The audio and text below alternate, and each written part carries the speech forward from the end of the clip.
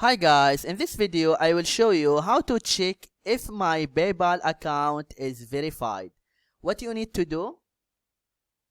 First, just go to PayPal and log in your account.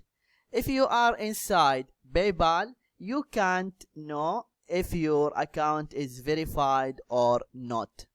What you need to do?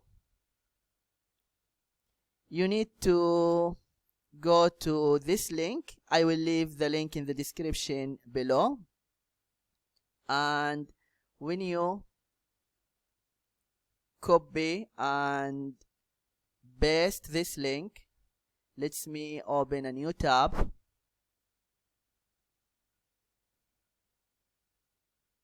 Just click it here. You can see now here it shows your PayPal account is verified. Your member status is verified. If it's not verified, it will show here that your account is not verified.